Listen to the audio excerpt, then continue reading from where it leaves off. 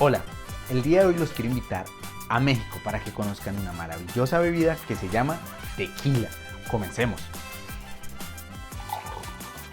El tequila es una bebida espirituosa la cual su materia prima es el agave Tequilana Weber variedad azul y que puede envejecerse o no. Solamente se puede fabricar en 5 estados de México: Michoacán, Tamaulipas, Guanajuato, Jalisco y Nayarit. Pero para entender mejor qué es el tequila, primero algo de historia. El agave es originario de todo el territorio americano y en él existen alrededor de unas 300 especies, pero su mayor concentración y explotación se encuentra en el territorio mexicano. Ese aprovechamiento de los agaves se remonta al periodo prehispánico.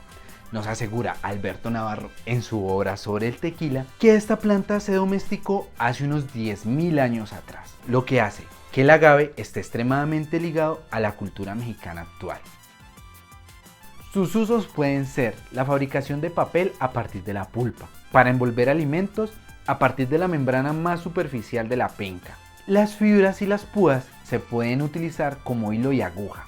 A partir de las fibras se pueden elaborar otro sinfín de elementos de la vida cotidiana, como por ejemplo cuerdas, textiles en general, como mantas, abrigos, calzados, canastas, redes de pesca, cepillos, etc. Para la alimentación, el uso más conocido es el jarabe de agave, que se utiliza para endulzar cualquier tipo de pastel o postre. También las piñas son cocidas para fabricar un dulce que se conoce como mezcal. También del corazón de la piña se extrae aguamiel para elaborar una bebida fermentada que se conoce como pulque.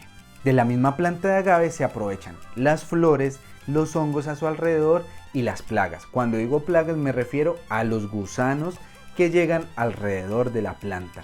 Estos se utilizan para condimentar alimentos y también cócteles con la famosísima sal de gusano. Los antiguos mexicas usaban la planta en sus rituales, castigos y ofrendas para sus dioses. También estuvo muy presente en la construcción para fabricar o levantar paredes a partir de las pencas y los quiotes. Se fabricaban clavos a partir de las púas y también se fabricaba una especie de pegamento a partir del corazón del agave cocido. Y les puedo enumerar otros sinfín de usos, pero voy a dejar hasta ahí. Por eso el agave era considerado un regalo de los dioses para el pueblo mexica. En cuanto a una bebida, antes de que Hernán Cortés llegara a conquistar el territorio mexicano, el agave se utilizaba para elaborar una bebida llamada pulque, que es un fermentado a partir de la savia del agave, pero sin arrancarlo de la tierra. A ellos los mexicas le llamaban mezcal, del náhuatl mel e ixcali, que literalmente es maguey cocido. El consumo del pulque era reservado únicamente para sacerdotes indígenas, ancianos que ocuparan cierto nivel político y para guerreros indígenas. Cuenta Alberto Navarro en su obra sobre el tequila. Entre el 1519 y 1521, con la conquista del territorio azteca, muchas costumbres se mezclaron con las españolas, entre ellas el proceso de destilación. Al pulque durante el virreinato de España se le fueron adjudicando ciertas regulaciones fiscales, ya que representaba una fuerte competencia contra los productos provenientes de Europa, como los brandis y los vinos. Tras la independencia surge un sentimiento patriota que desarrolla todo un comercio alrededor del pulque. Pero esto merece un video solo hablando del pulque. Por ahora me voy a concentrar solamente en el tequila. En 1530 se funda Santiago de Tequila, un poblado en el que el fray Toribio de Benavente documentó muchas historias de los nativos mexicas. En algún momento entre 1548 y 1600 se introducen por primera vez los alambiques a Nueva Galicia, donde actualmente se encuentra el estado de Jalisco. Esto se da porque las raciones de aguardientes de los españoles comienzan a escasear, obligándolos a destilar los fermentados nativos. A esto empiezan a llamarle vino de mezcali y posteriormente vino de mezcal. En 1670 se crea la cédula real, que regulaba la fabricación de vino de mezcal y cobraba unos tributos, así estableciendo el estanco real por el rey Carlos II, con el fin de favorecer los licores y aguardientes traídos desde España. A lo largo del siglo XVI, ese vino de mezcal se fue influenciando por los españoles. Los fabricantes de este vino de mezcal o taberneros se fueron acentuando en las inmediaciones del volcán de Tequila, para aprovechar el agua de los ríos, lagos o cascadas. En el siglo XVIII, las tabernas ya son parte fundamental de los ranchos o grandes haciendas en Jalisco. En 1750 se establece la hacienda La Rojeña, que más adelante en 1758 sería adquirida por la familia Cuervo, cuya actividad principal sería el cultivo de agaves para la fabricación de vino de mezcal. En 1777 es fundada la fábrica La Chorrera por Malaquías Cuervo. 8 años después, en Nueva España, el rey Carlos III prohíbe toda fabricación y comercialización de alcohol. Es por eso que la fabricación de vino de mezcal se desarrolla de manera clandestina. En 1795 se anula la prohibición de fabricación y venta de vino de mezcal por parte del rey Carlos IV.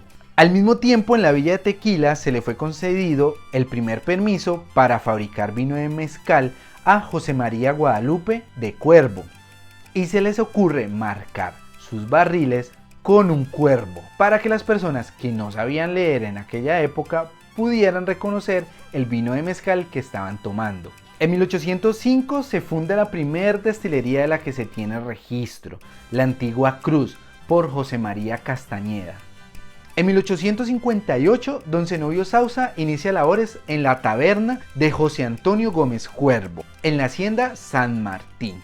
15 años después, don Zenobio compra la destilería La Antigua Cruz y la renombra como La Perseverancia en 1873. Desde ahí se enviarían las primeras exportaciones de vino de mezcal hacia Estados Unidos de Norteamérica. Comienza la era de las medallas en reconocimiento a la calidad del mezcal de tequila. Y es que entre 1880 y 1910 era especialmente valorado el mezcal proveniente de Santiago de Tequila, lo que dio pie a la preferencia del mezcal proveniente de esa región. No se sabe a ciencia cierta en qué momento se empezó a llamar tequila a secas. Algunos dicen que fue gracias a la casa Sauza, quienes fueron los primeros en exportar.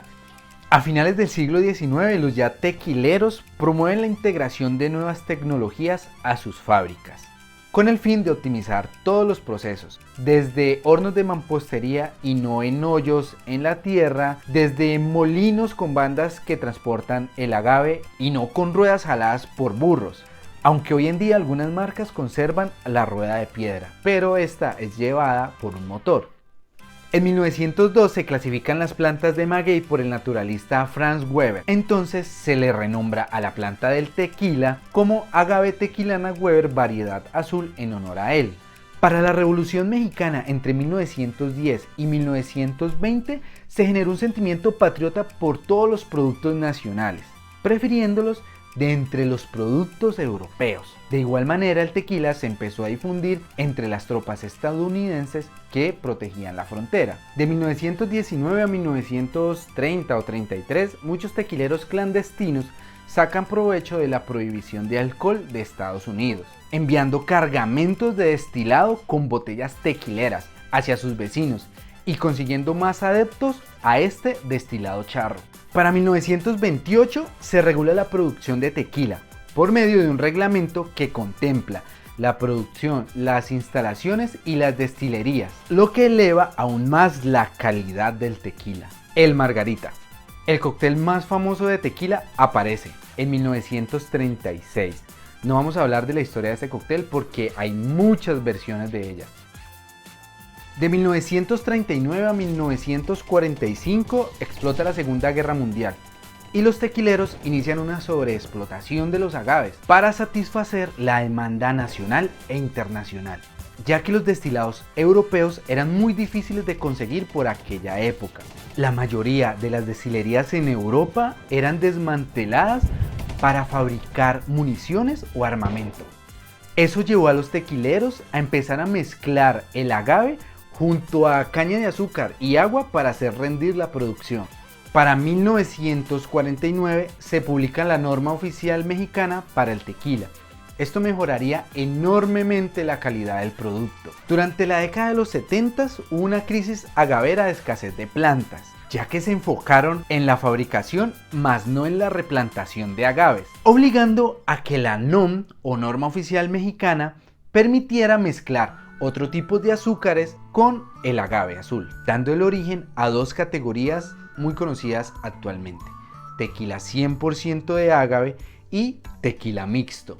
Durante una de estas crisis de los 70s se da el surgimiento del tequila reposado, con una coloración ámbar, lo cual era algo nuevo para ese entonces. Esto se dio porque los tequileros tuvieron guardados sus aguardientes en barrica, producto de la inestabilidad del mercado. Para 1974 la Casa Herradura lanza por primera vez su tequila reposado.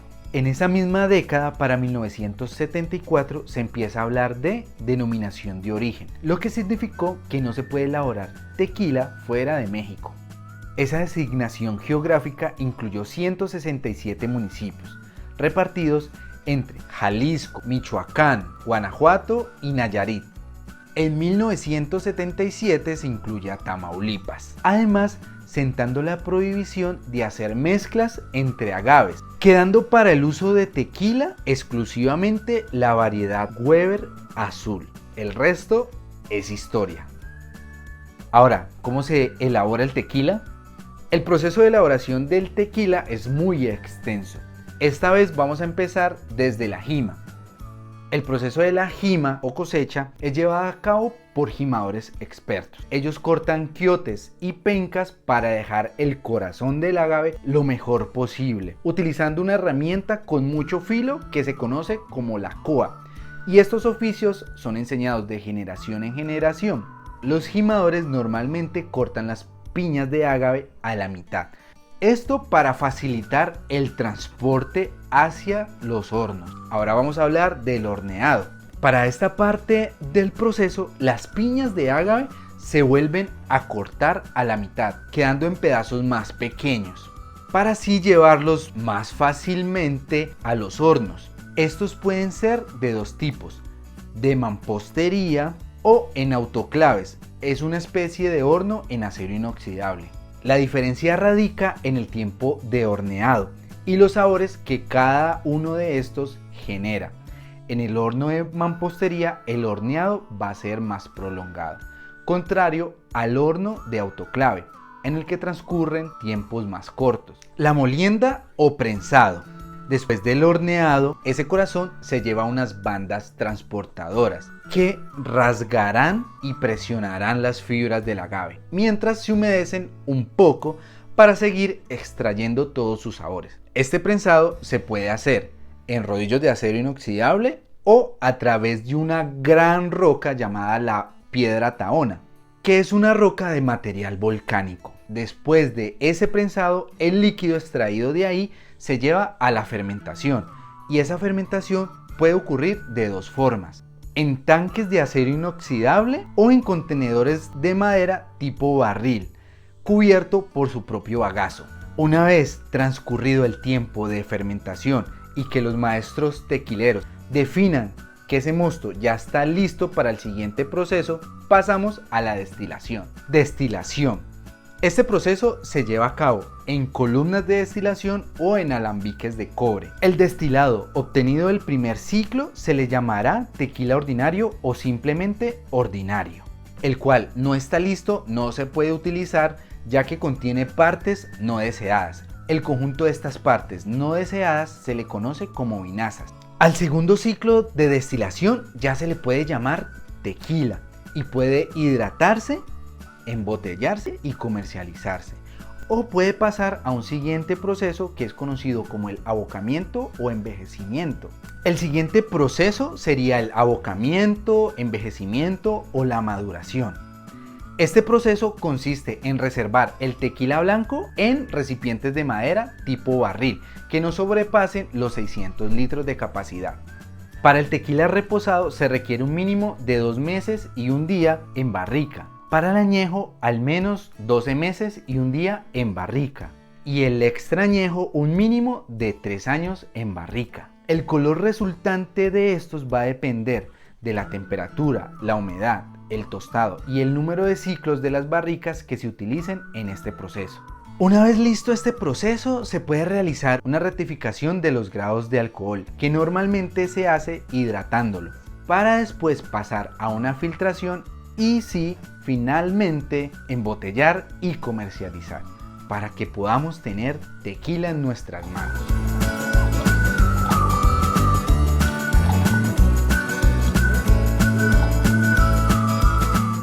Bueno, ese fue todo el video de hoy sobre el tequila. Espero lo disfruten, espero lo estudien mucho y nos vemos. Salud.